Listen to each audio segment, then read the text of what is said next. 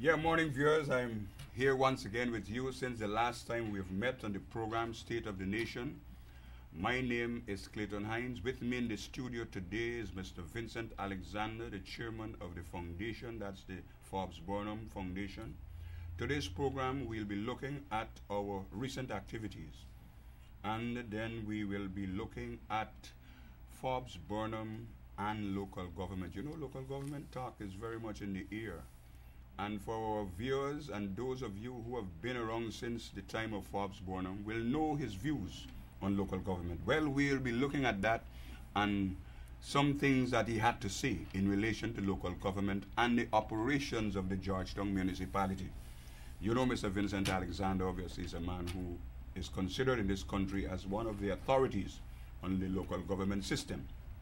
But for today's program, we'll be looking at Forbes Burnham and his views on local government. But before I get into that, and then of course I will open the lines for viewers to call in and express their views in relation to the topics that are being discussed. To give you a little background as to what has been happening from the time we last came on air, we have been, of course, we have been doing a number of things, and we have participated in the Emancipation Day exercise at the National Park, where we held an exhibition exhibiting the works of Forbes Burnham at that exhibition. And this is an activity that we normally do each year, and for this year we did it again. I should tell you too that there has been the publication of 2 volumes of the speeches of Forbes Burnham by the Caribbean Press, and we will be talking about that as well today. And we have published our 3rd volume in a series of publication focusing on Forbes Burnham. You would know that the last 2 we focus on Forbes Burnham and the Oliver Tambo Award, where we defended Forbes Burnham and his right to that award. That was in the first 2 publication. You can view those publications on our website on the lfsburnhamfoundation.org. Let me repeat that, lfsburnhamfoundation.org. You can get that on our website.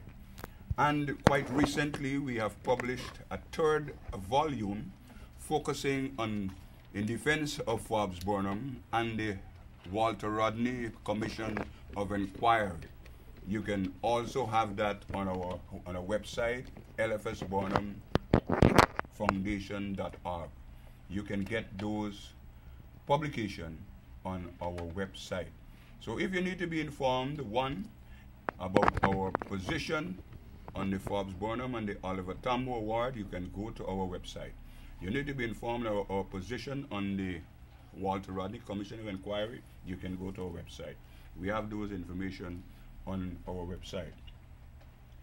Like I said, there has been the launching of the 3rd volume of the Forbes Burnham speeches, which was launched, I think it was on the 11th of August by the Caribbean Press. We will also be talking about that and Forbes Burnham and local government election. Added to that, we have conducted we had an essay competition which was held for the secondary schools in Georgetown, focusing on 2 specific topics. And I must tell you that a number of schools in Georgetown secondary, of course we would have liked for all the schools, all the secondary schools in Georgetown to have participated in this activity. But unfortunately, only a number of them have been able to come forward and produce essays on these 2 topics. What is independence? Why did Guyana struggle for independence? That was the first topic. And that was for students from Form 1 to 3. And the second topic was, what is the difference between independence and being a republic? Why did Guyana choose to become a republic? I should tell you viewers, it is interesting to see how these children think in terms of the presentation of those essays. That was really something to read. And I must tell you, we had that competition and the submissions were all in, and we made the presentations of the award. Of course, they were monetary awards for the students who won the competition. Now, I must tell you, there were a number of schools, but of course, our top school in Georgetown was for Queen's College, because Queen's College performed extremely well in terms of the production of the essay. And to give you a little idea, the first prize in the first category went to Andrew Prasad of Queen's College. The second prize went to Roysdale Ford of Queen's College again. And the third prize went to Crystal, I think I get this name here correctly, Crystal Andrews. Crystal Andrews got the third prize in the first category. Unfortunately, the second category hadn't so many submissions, and we, based on the criteria that was there for the judges to really award points, only one person qualified to really get that prize, and that person was from Queen's College itself. And to give you viewers an idea as to the areas that were covered in terms of the judging, let me give a little idea as to what we really focus on. How well does the writer introduce the historical event? Does the story have a clear beginning? Does it focus on the historic activity? How well does the writer use description, the descriptive details, to create a clear picture? Clarification, does the writer put sentences in logical order? And the presentation of the writer's point of view. Those were some of the areas, of course, that we were able to get the judges to award points. There were points in the area of novice points, apprentice points, proficient points, which were skillfully, and then you had outstanding points. And the categories for those, the amount of points awarded in those areas were, say for novice points, there were 2 points for novice, apprentice points were 4, proficient points were 6, and outstanding points 8. And like I said, lots of students participated, but all of them couldn't win. And in the second category, only one person was able to cop that prize, and that was Mr. Omari Joseph of Queen's College. So we have been really busy over the period since the last time I was here with you, and I must say that I hope we have been able to satisfy your curiosity in relation to the work that we have been doing. And at this stage, I want to take this opportunity. Of course, I will invite you viewers at a later stage to call in when I'm going to be opening the lines so that you can ask your question. But for today, since we're going to be focusing on local government and Forbes Burnham, his views on local government, Mr. Alexander, I want to introduce you at this point and just give us, first of all, some little background on this question of local government and Forbes Burnham. Thank you very much, Clayton. Before I do that, there were 2 other activities we participated in, which were not mentioned. We also participated in the Reed Lane activity on the occasion of the death anniversary of Lyndon Forbes Sampson Burnham, and that was on the 6th of August, if I'm not mistaken, at the Mausoleum. The Mausoleum and at the... And we also participated in the said afternoon at the Kitty headquarters of the National Congress of Women, where we also laid a floral tribute to the life and work of Lyndon Forbes Sampson Burnham. So we have been active in terms of the activities commemorating the life, because this is the month, not only of emancipation, but the month when we commemorate the life, because this is the month in which Lyndon Forbes Sampson Burnham died. It is quite incidental that in this said month, I don't know if this was planned, but it's quite incidental, that the Caribbean Press came out with the 2nd and 3rd volumes of the speeches, parliamentary speeches of Lyndon Forbes Sampson Burnham. The first volume was launched some time ago in the National Assembly, and now they have come out with volume 2 and volume 3.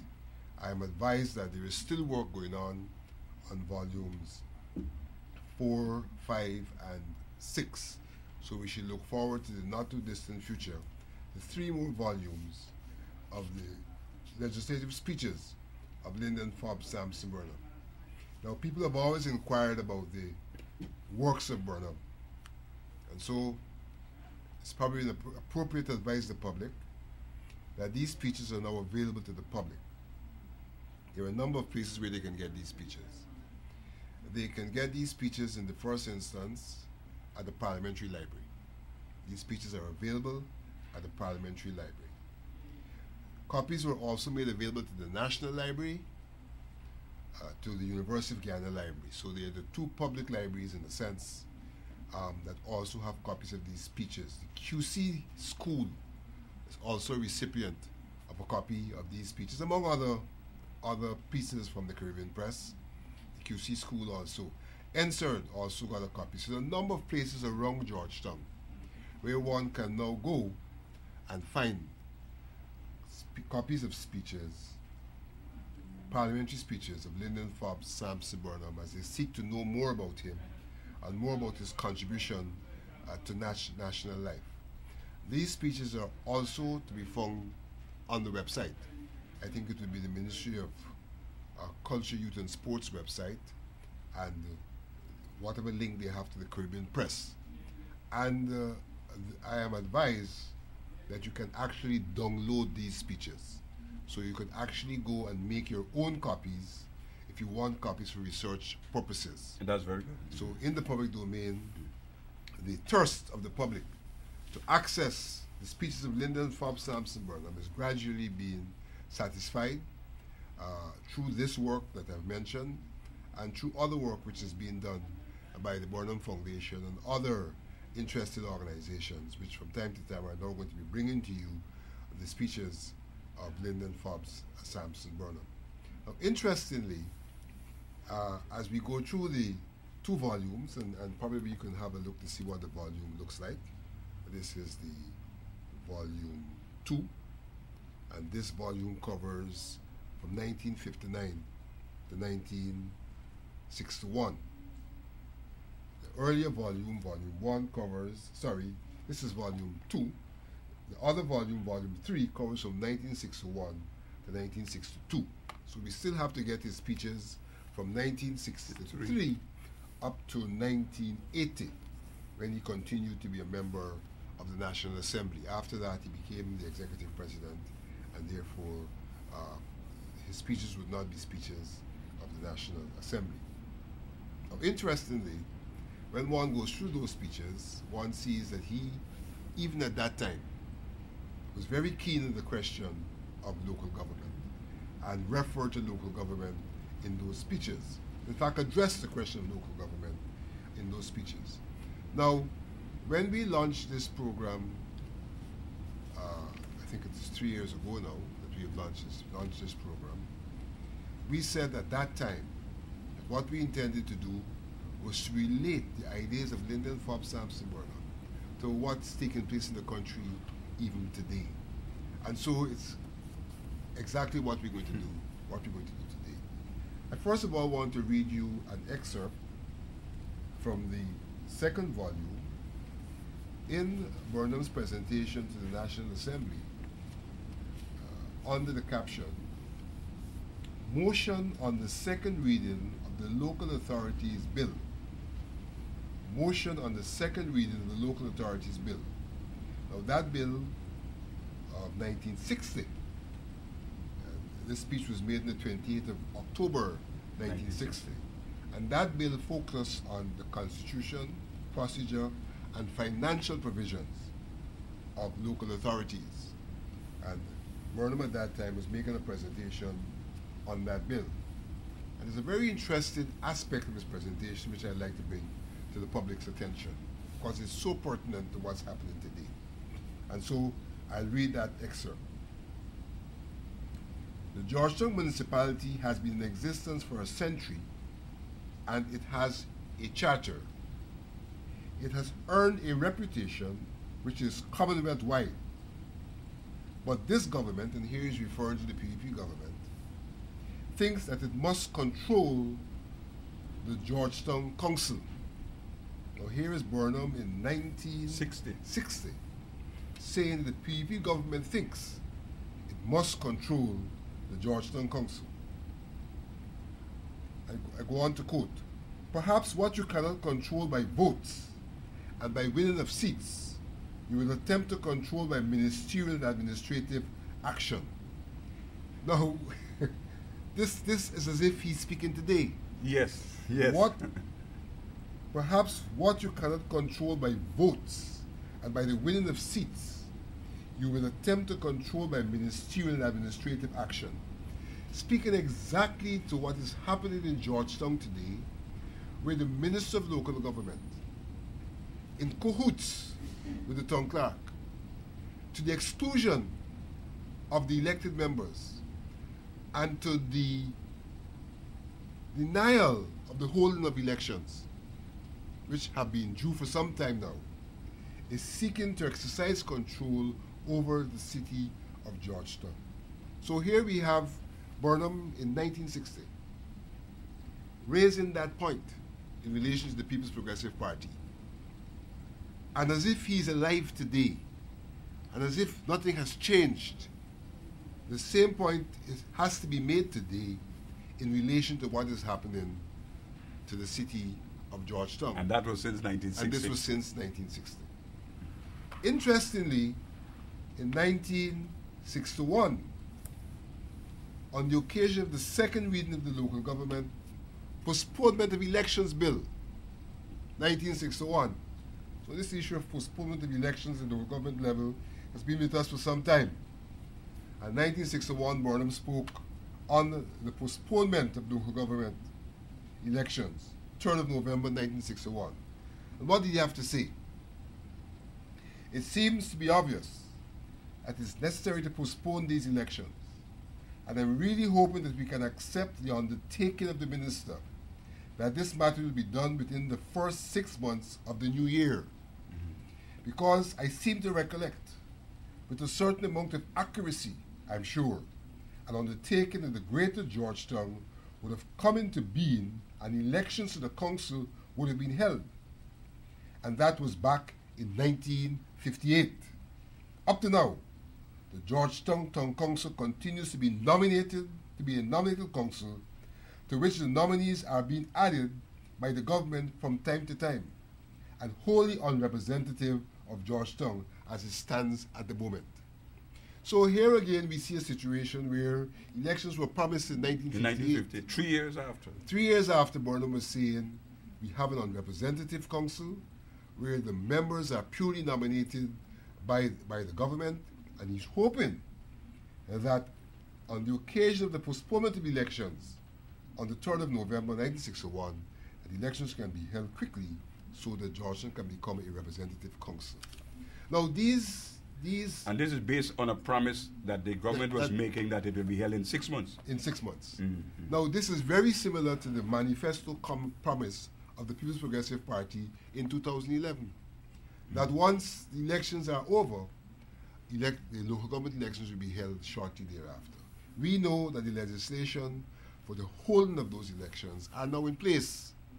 But like what happened between 1958 and 1961, 3 years, we now have 2011 to 2014, 3 years, and those elections still have not been held. And I think that the leader at that time was very specific in terms of his views in relation to the disposition of the government at the time, where they were saying that what they could not have controlled by way of the votes in the council, they were using the ministerial authority or power to really manipulate the operations of the Georgetown municipality. And that is exactly, like you said, that is happening right now. Happening again. From 1960, no, that was 1961. That is over 50 years. Over 50 years ago.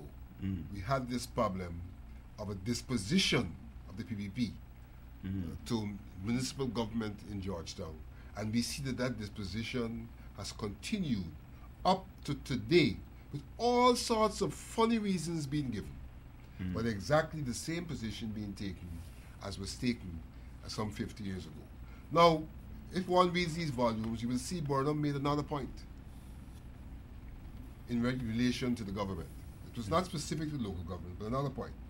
he made the point that they seem to be affected by this concept of democratic centralism, and that, in fact, they were not speaking to the real democracy that we know about, that they were speaking to some concept of democratic centralism, a concept which, in fact, would support a position of the central government dictating and determining affairs in the local authorities rather than to have democratically elected local bodies. Okay. And he made that point too in 1960, that we were affected by the PPP and their democratic centralism.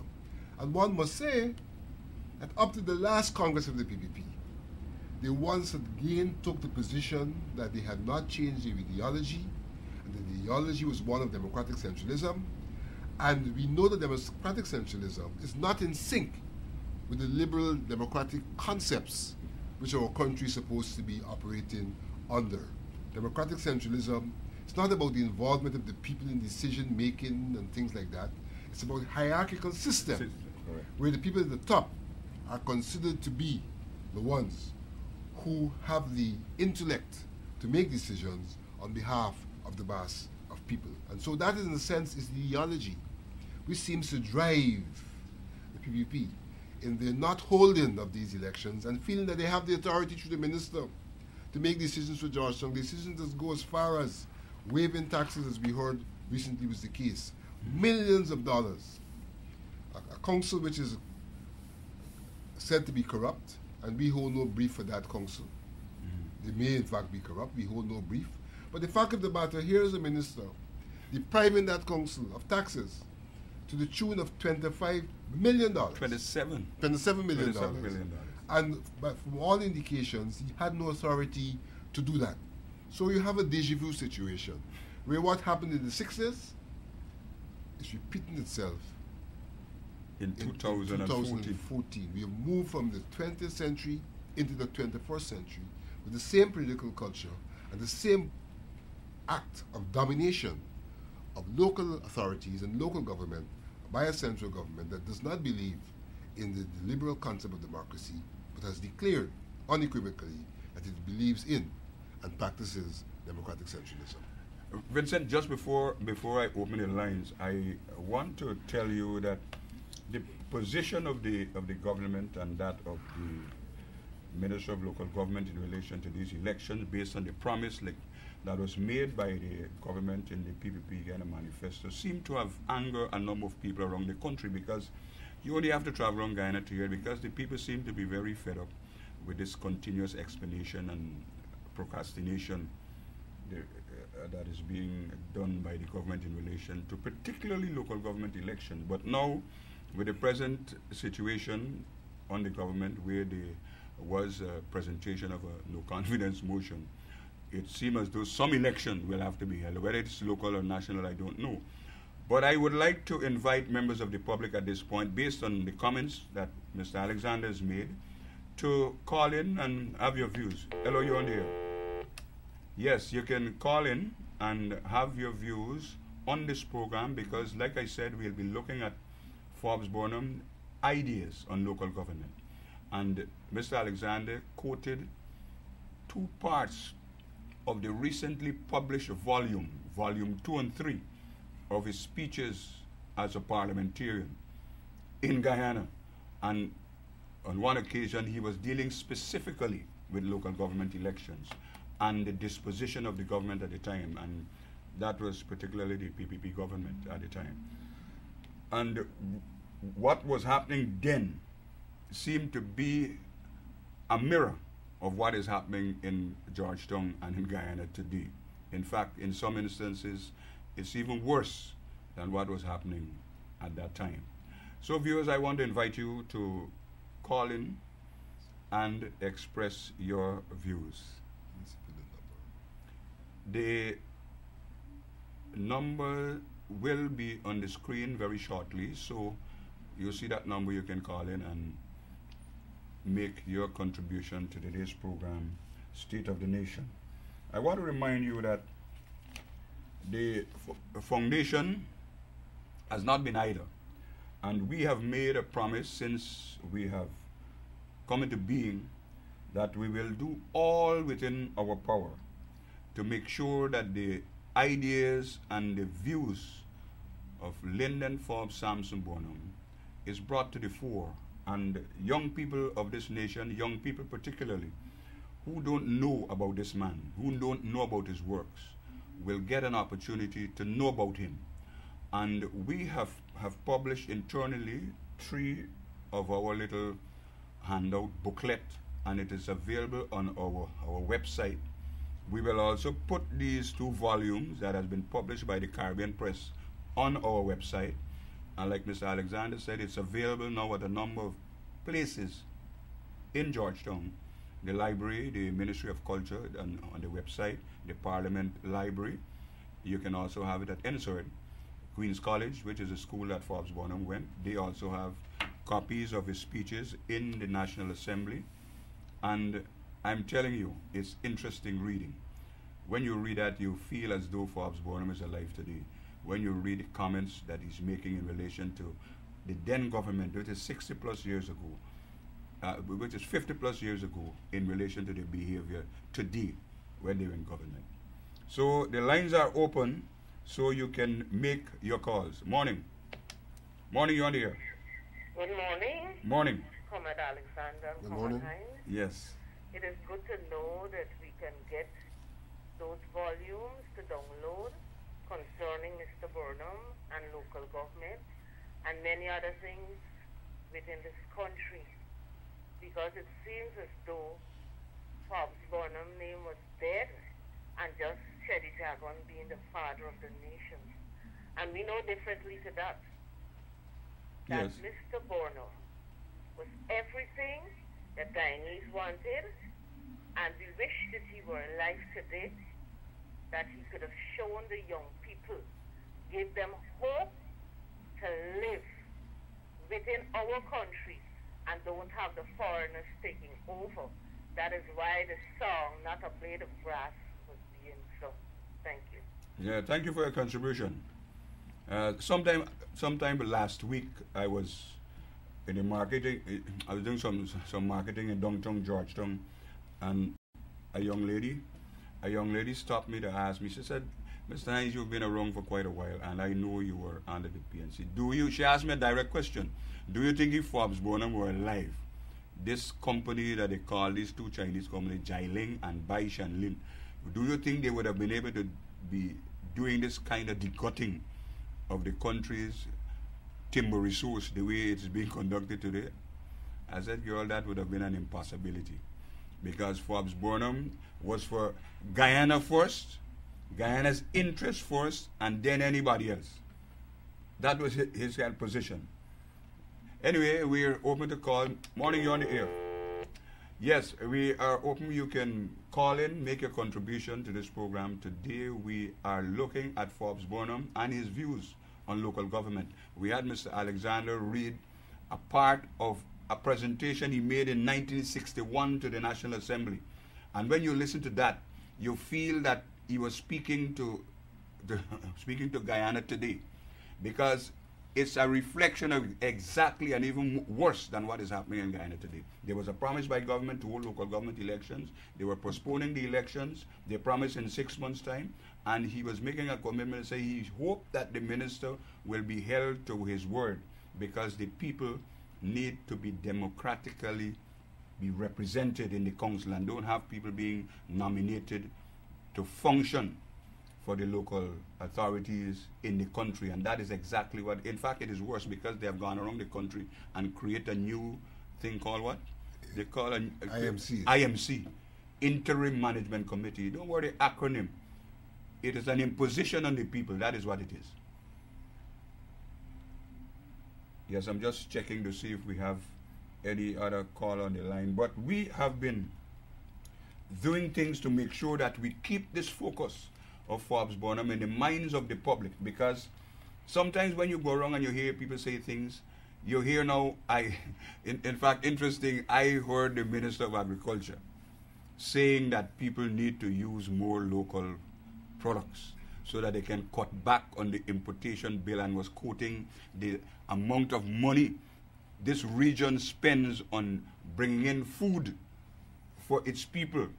And I remember that was a central theme of Forbes Burnham. In fact, it became a policy under the FCH program that Burnham launched. But they don't want to give him credit for that. So they're going in a different way to call upon people. But the strategy is bad. There may be somebody. And they won't get the same effect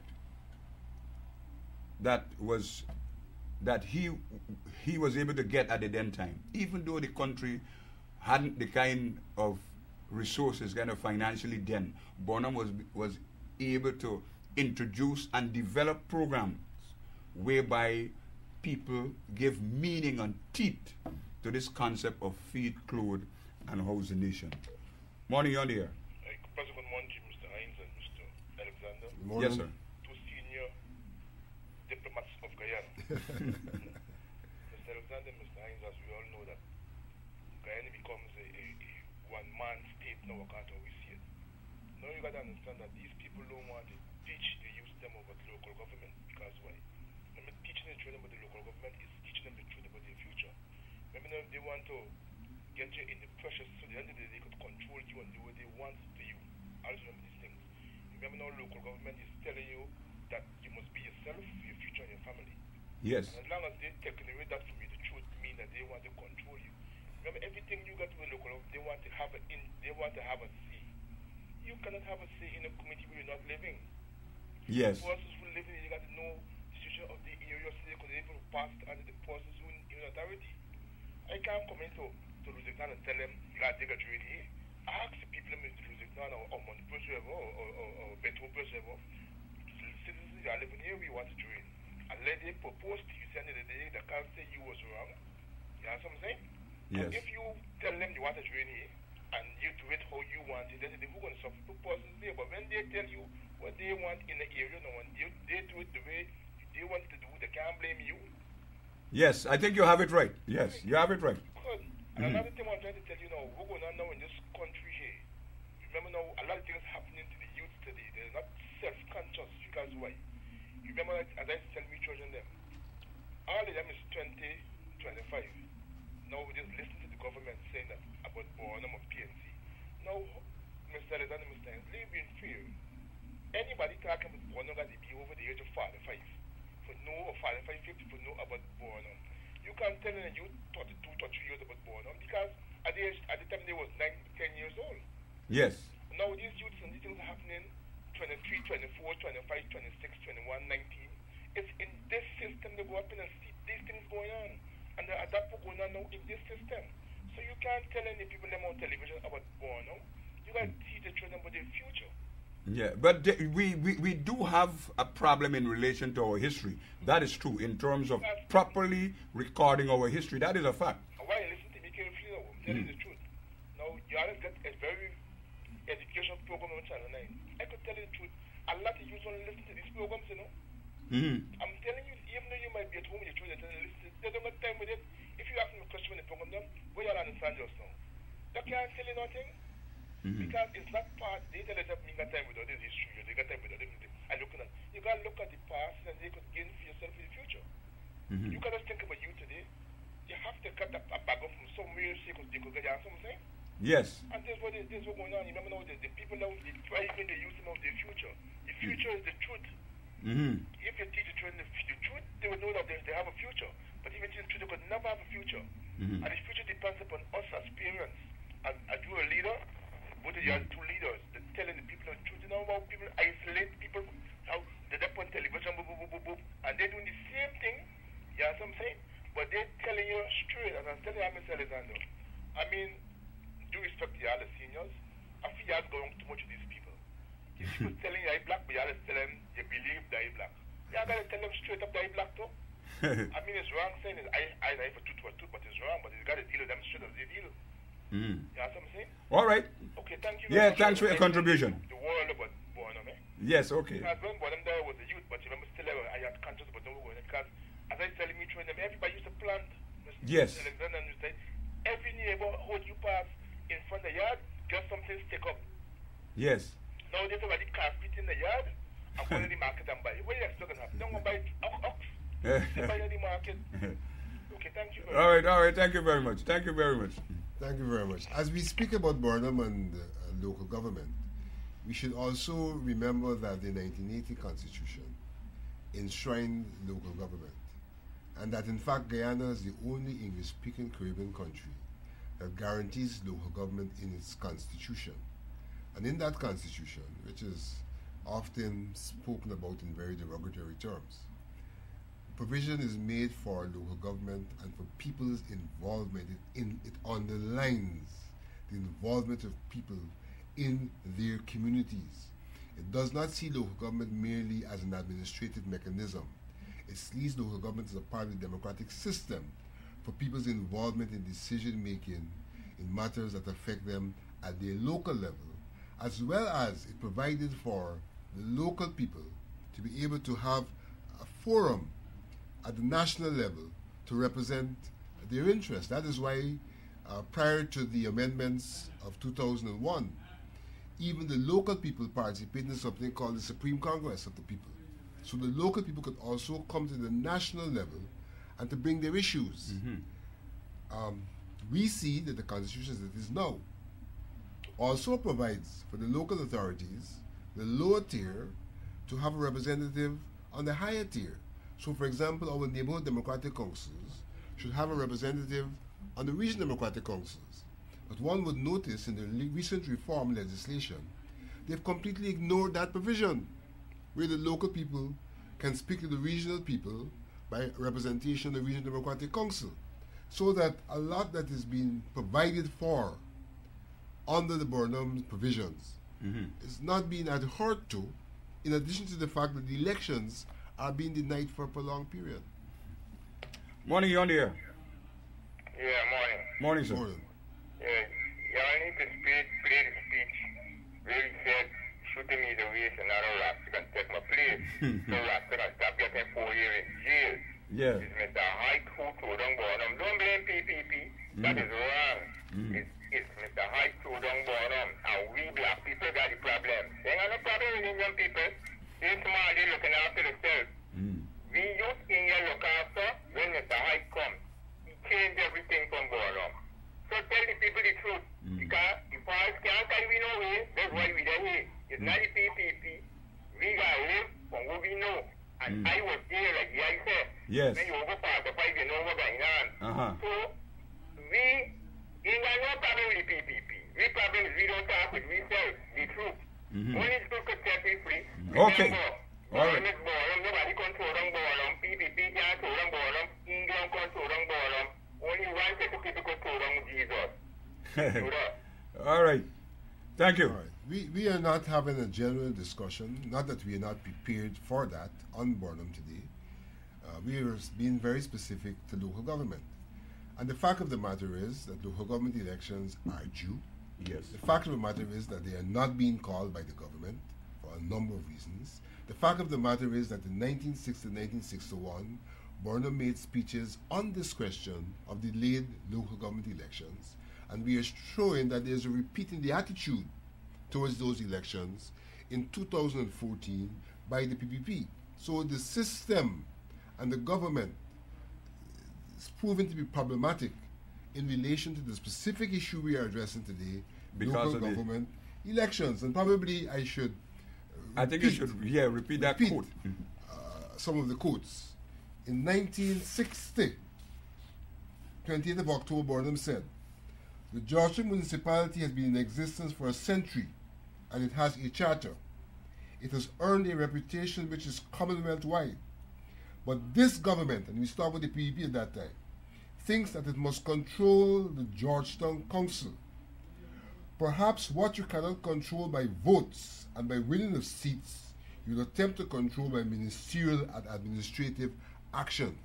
So for my brother who called, whilst you may have something factual that you were saying, issue we are dealing with is Burnham, 1960, Guyana 2014, and the fact of what Burnham said in 1960 is manifest in 2016 and 14. Morning, you're on the air. Hi, good morning, sir. Morning, sir. Morning, gentlemen. Yeah. Yeah, just to apprise you that that quoted amount for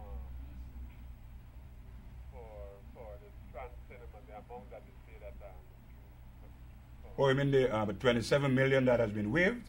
no, I think it hasn't been waived, but the real figure is 50-something million. The mayor was on Channel 6 yesterday, and he gave out the revised thing, because I think there were some pokery. So Probably it has attracted an interest. The city council's tax and rates normally attract a handsome interest. right. So 20-something may be the capital, and the interest also. So if you waive the payment, automatically the interest is waived. So the total sum may be more than 53 million. more than 27 million. More than, well, anyway, the mayor said it's something standard.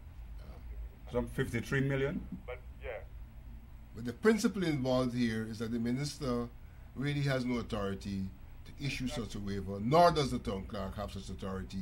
And what we see is that the power, the authority of the finance committee and the council is being eroded by administrative action. And the point that we are making is that Burnham made that point in 1960 when he said, part of me is that pensioners, you know, if they were to apply for some little waiver or something, Mr. Whitaker, you weren't able to go to his office to get him to see him to give you a pension, a waiver, which would be just a couple of $1,000, but it's okay for billionaires or, you know, multimillionaires to access his office, and within a wink of an eye and a shift of a pen, it's okay, it's disappearing.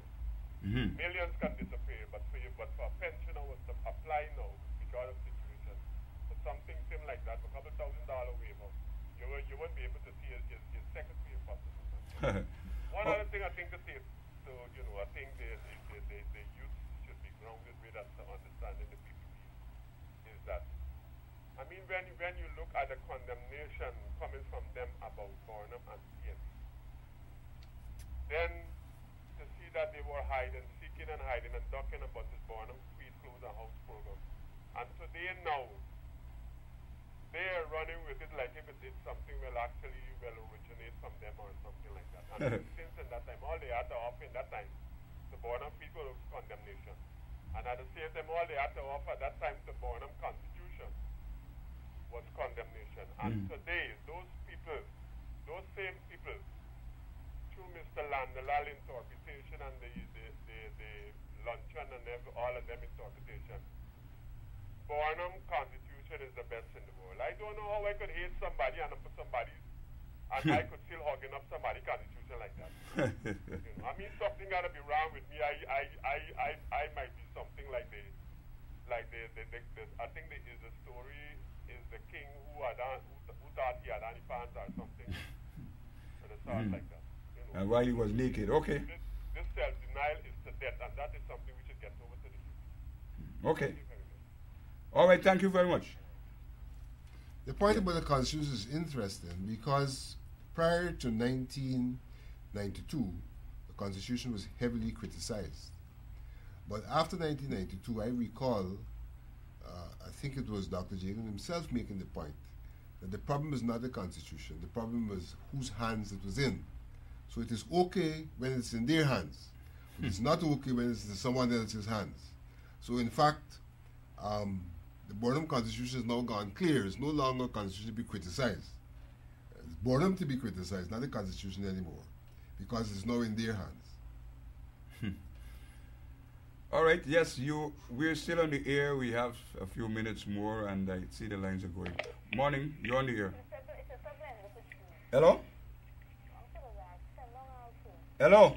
Good afternoon. Yeah, good morning. Good morning. Yes. I'm listening to you. Hello? Hello? And that person probably just wanted to say good morning to us. Yeah, maybe we lost that call. She wanted to tell me morning. That's beautiful. Good morning to you. I want to say it again. She wanted to carry the day a little faster because she started off by saying good afternoon. So I had to remind her that it's still morning. Anyway, we're still on the air. Morning, you're on the air. Good morning. Sorry about that. Just on my line accidentally disconnected. Yes. I just want to know the APNU or PNCR,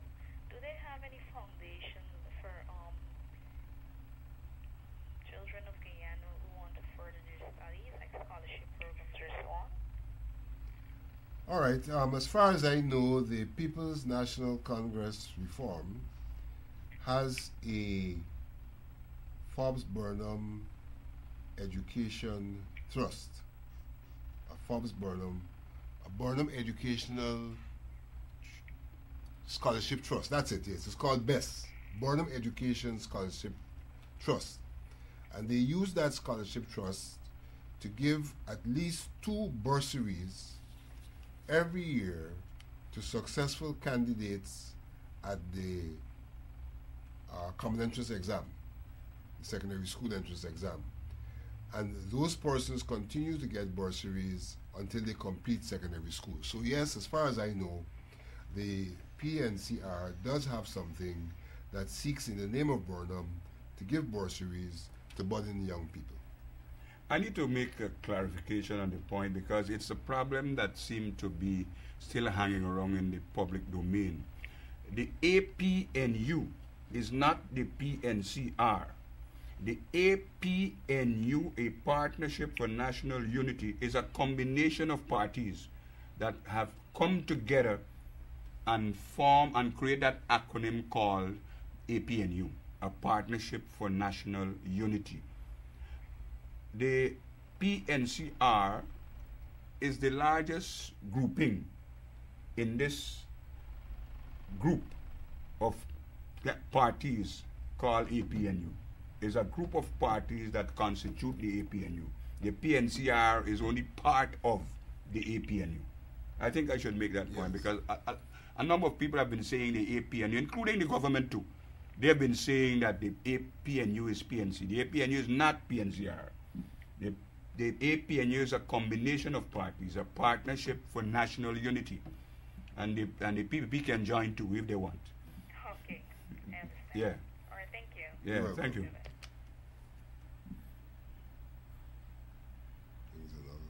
Huh? Morning, you're on the air. Hello, good morning, sir. Morning. How are you, gentlemen? Yes. Hello? Yes, you're on the air. Okay. Now, my contribution to this whole scenario is this. John the Baptist come and preach the way. Prepare the way for one who come, who are not worthy of listening to loose his shoelaces. Christ come and he show you the way. And he say, well, here, it's up to you to get here. But you know what? Everything come with a sacrifice. That's right. We are the majority of the public servant, and if we're going to sit down and people trampling upon us, we want people to trample upon us. Good point. At the time when we must say enough is enough, and I don't know what the people scared about. The time when they're going to take to dress up fancy and go up on big meal lime and all these things, stand up and take authority over the devil, else Goliath going to kill you. Yes. Right? It's time now the people stop blabbering and do what they're supposed to do. They're supposed to talking about this and what the government doing. We have the engine for the boat, and if you take it off, the boat can run. That's right. Right? We are the people who hold the majority, and we people got to stop backbiting and fighting against each other for $1 more and for something where we deserve. We got to make our ancestors proud. We're talking about emancipation. What are we doing? Commercialize, backbiting, take bribe, killing each other, and all this backstabbing each other. We got to stand together, united. We stand divided. We're going to fall. Thank you very much. Yes, thank you for your contribution, sir. You know, some people have described those persons in Georgetown under the coastland who has not gone into the interior and don't know about forestry and logging and timber cutting and so on. Those people who don't know. When they see by way of pictorial representation what has come out in the newspaper where these foreign companies are degutting, why couldn't our local timber or lumber manufacturers, the government create some avenue to facilitate these timber companies that they can do the same thing? That is my question. Why couldn't that have happened? And they do it, and I'm sure they would have been able to do it in a more sustained manner, other than having these foreign companies decutting this crop. Because according to statistics, one of those trees take about 90 years to grow back. So my great grandchildren will still be 15 and 16, and the tree meet the size yet when they take out all. I think the interesting point in today's papers is the fact that the local people, local investors are disadvantaged because they don't get the same concessions that foreign investors are getting. And the question is, why not give to local investors similar concessions so that more nationals could be involved in the extractive industry? That is separate and apart from the question of how you regulate the industry, which is another big issue that is now facing us. Morning, you're on the air. Hello? Good morning. You have to speak up a little louder for me, please. Good morning. Yes, I'm hearing you now. Good. I'm speaking about this rain. About it? The rain. Rain? Georgetown, you know, when the rain falls. When the rain falls. Yes. Yes. Okay. If you are about the rain just smile there just now. How you smile? Yes. You go down to around all the markets. Oh, so conferences market flood. Oh, yeah. Inside the market, you don't have a shed. You don't have a shed. The shed is waste of time because the whole inside the market flood. My dear, I understand your concern, Okay. but it's a reflection of what Mr. Alexander has just said in relation to the operation of the council and the disposition and attitude of the administration, which is the government, where they have been over the years promising to hold local government election, starving the municipality of monies and other resources, and have created this kind of situation that is now kind of untenable. One representative of government had called for the outbreak of some illness for the people of Georgetown. And that was deliberate because of that has been created as a result of the government's disposition. And it is not anything new, because Forbes Burnham had to deal with the same issue. And today it is even more pronounced. Same issue since 1960. So I understand your concern. But listen, tell you, when you see the river, when you go there tomorrow morning, they'll tell you we're floating. Tell you we're floating there. Okay. Then you still have to pay that star rent. All right, thank you very much. That star rent. Okay, thank you for listening. Yes. Yeah, that's the problem. In fact, the city obviously has a question of being underfunded. You know, generally speaking, in most countries, local authorities expend as much as 30-something% of the gross domestic product of the country. In the case of Guyana, I think our expenditure at the local level is 0.02 or something like that percent. So really, in terms of international best practices, we are far below the amount of monies expended.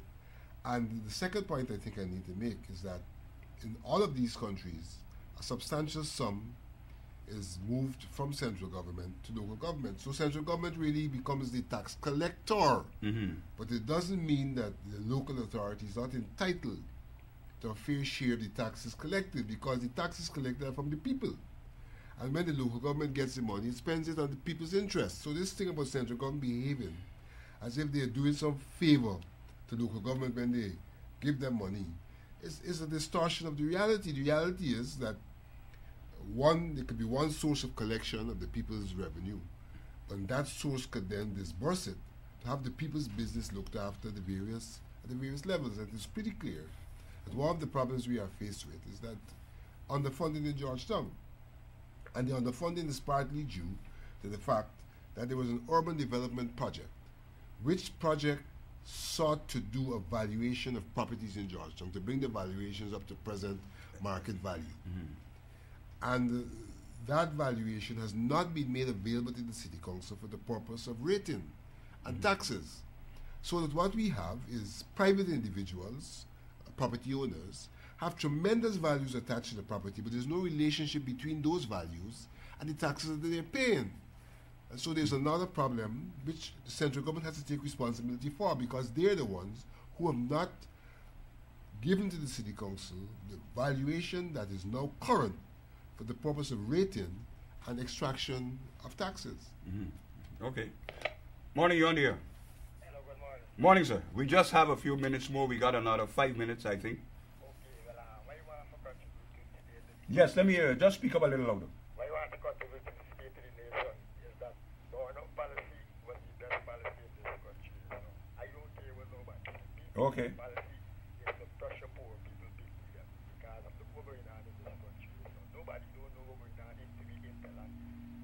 imagine, oh, my come so much gold, oh, my carry out in the country. Diamond, the carry away. Nobody know nothing about them. I don't know some man, I know who man. Look who Guyana and Burnham. Look all them timber that them Korean and them Chinese. Look the Russians them come in this country. Right now they carry away back like we are manganese. Gold so walking back, make them born them close down. In them times that got a try for Paco born. Right now this government only selling out guys, these people and guys, these people and see. This is time that we got to stand up right now. Free rights and demand it right now. We need a time with politicians and them kind of thing. We need a government that could run the country, could live off with the guys, these people. And pay attention to people's interests. Yeah. Our government was pressuring guys, these people and selling it out to the farmers and investors every day. Killing crime, youth in the street. In not to fit in all them things going on in this country. A country with 26 natural resources, rice, sugar, timber, flour. Okay. Thank you very much. You know, Vincent, just say me yesterday, we have a few minutes, just a few minutes remaining. Now, if an industry exists in a region and closed down, those things that are left, are those things to be used for in the interest of the people of the particular region? Well, a man was drawing that to my attention, where the manganese company closed down in 1968. And right now, there is a rush to really remove all the train lines, cut them up, load them on barges, and bring them out and sell them. All the gondolas that used to move the manganese from Manchester to Kaituma, they're cutting them up, loading them on barges, and shipping them out, and nothing is going to the region. You're not hearing anything from the region, but people on the ground are complaining about these things. That is happening presently. And I'm telling you, this was drawn to my attention only yesterday, where there's a company that has a lot of trucks, and I'm advised that on the road going into Burnham, they have stockpiled a number of those train lines ready to be shipped out. They have already moved out. 2 barges have already left with those things. Where they have gone, the region gets nothing. I want to know who is raping this region of all those things that were left. When they're gone, nothing is left there. A new company operating in there. What's going to happen with all those? The region is not benefiting, but the people are complaining. Morning, you're on the air. Morning. Good morning. You're talking about moving railway line. When the PNC government moved all the railway from the West Coast, they blow up all the culvert. They blow up all the culvert. Where the railway line done? Those culverts could have solved a road today. You see, you mustn't talk one side, you must get the facts too. No, I have the facts. Because the West Coast, when the railway line move, the PNC government move them, and they blow the culvert up. Where those culverts could have been, and the government could have made one backline road where the heavy traffic could have taken. That is all I have to say. All right. It is true that the railroad was removed under the People's National Congress. It is also true that the Prime Minister, Dr. Reid, indicated years ago that if the PNC made one mistake, that was the mistake they made. They made it at a time when the fuel prices were low, when movement of goods by truck was cheap, and in that context they took a policy decision that it was cheaper to use the trucks than to use the railway. There are disadvantages with the railway in terms of having to go to a station then to further transport. They removed the railway system, but the PNC, Dr. Whedon specifically, admitted to this nation that that was a mistake that they had made. That matter is one that, for all intents and purposes, has been put to rest. We made a mistake. It's not one that we should repeat. The problem we have is that mistakes are being repeated. Things that are said to be are not being done. And so it's not an issue of looking into the past to blame the PNC for what happened in the past. The past is indeed the past. We need to take control of the present to make sure we don't repeat the mistakes of the past. Morning, you're on the air. Morning, you're on the air. Yes. I was wondering why it is so hard to set up a system here that will allow... Well, our time is going, so you got to be a little fast because I'm getting the signal. But we need to have a structure that allows the plans that are made to be infrastructurally enforced. What we do is talk about so many things, but the enforceability and the structural protection for the things that we'd like to do is never there to sustain it. Okay. I would like to find out what your opinions on that. Well, I'll ask Mr. Alexander to respond to that. Well, it's a question of the way in which we on one hand budget, how much of the budget we put towards maintenance. It's also a question of the quality of work we get in the first instance. I think the problem we have, there's a lot of infrastructure work that has gone on in recent times, but we haven't gotten buck for a dollar. And so, sooner you build, the thing is destroyed because it's not of quality. So we need to ensure, one, that we get quality for our money spent, and two, we need to make sure our budget has the kind of provisions to do the kind of maintenance required. That may be a weakness in our system, not in fact doing the kind of maintenance required. All right. Yes, I wanna thank our viewers very much for being with us today on this program. I hope we have been able to address some of your concerns, but of course, you can go to our website where we will be able to have access to the 2 volumes that have recently been published on Burnham speeches. All 3 volumes. All 3 volumes are on the website lfsburnhamfoundation.org. You will have that. Also, some internal kind of publication that we have done in defense of Burnham, the Oliver Tambo Award, in defense of Burnham in relation to the Walter Rodney Commission of Inquiry. I want to thank you once again and Mr. Alexander for being here on today's program. Until the next 4th Sunday in September, I'm your host, Clayton Hinds, saying thank you and good morning.